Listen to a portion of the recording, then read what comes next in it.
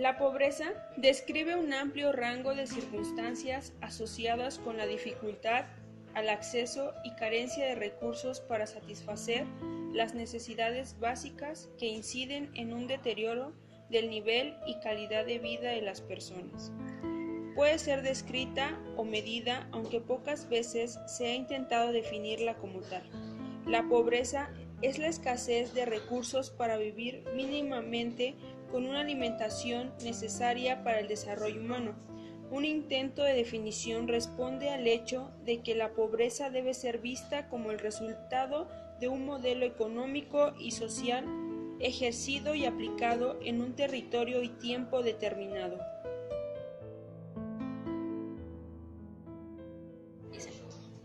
Tal vez tú no te consideres parte de los 53.300.000 pobres del país, pero tus ingresos y carencias básicas pueden hacerte una persona vulnerable.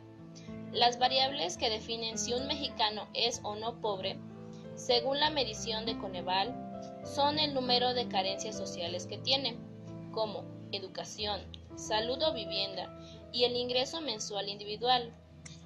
El Coneval mide el ingreso de los mexicanos a través de una línea de bienestar económico equivalente al costo de la canasta alimentaria y no alimentaria juntas. El ingreso establecido en la medición de 2012 para áreas urbanas es de 2.329 pesos de ingreso mensual y para zonas rurales 1.490 pesos.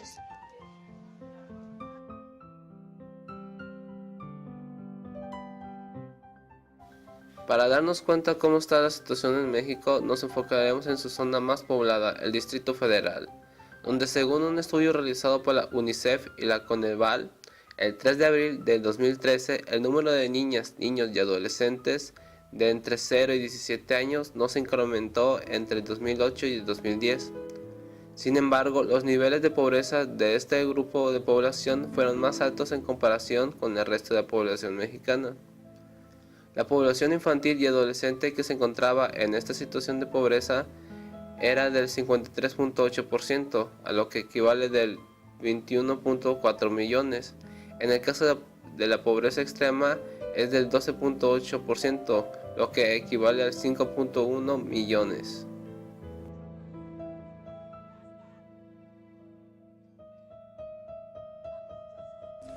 Consecuencias de la pobreza.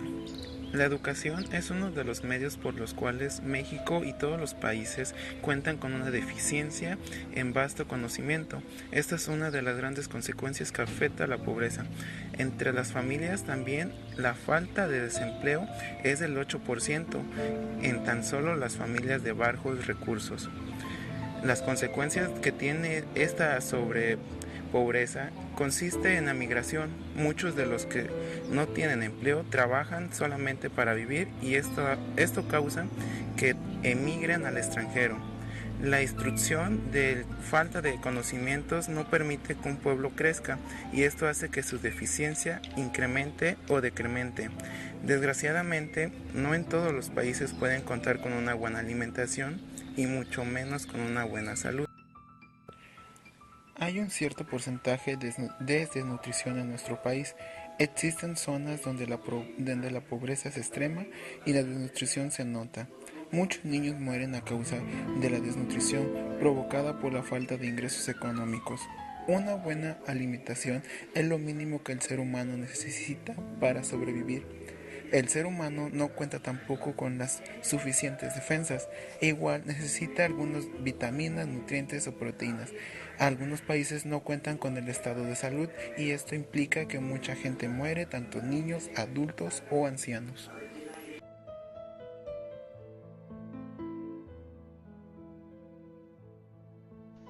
Y bien, hay muchas acciones que se podrían combatir a la pobreza, pero en nuestra opinión, algunas acciones que consideramos importantes son: 1. Invertir en una comunidad que más ayuda necesite, dándole así tecnología agropecuaria sustentable, capacitándolos para el trabajo y que puedan así cultivar su propia fuente de alimento. 2. Llevar todos los elementos sanitarios para eliminar epidemias y enfermedades, como por ejemplo, construir algunos hospitales de buena calidad, adecuados a las necesidades de los habitantes y también se pueda comenzar a educar a las personas creando conciencia en temas de salud. 3. Fomentar la educación en grupos de ayuda, capacitando en la elaboración de artesanías y materiales constructivos con los mismos elementos proporcionados por la naturaleza de la zona. 4. Planear y coordinar con los gobiernos de las zonas pobres para la recopilación de datos, llevando un registro para empezar a desarrollar una identidad de la zona de acuerdo a su propio crecimiento.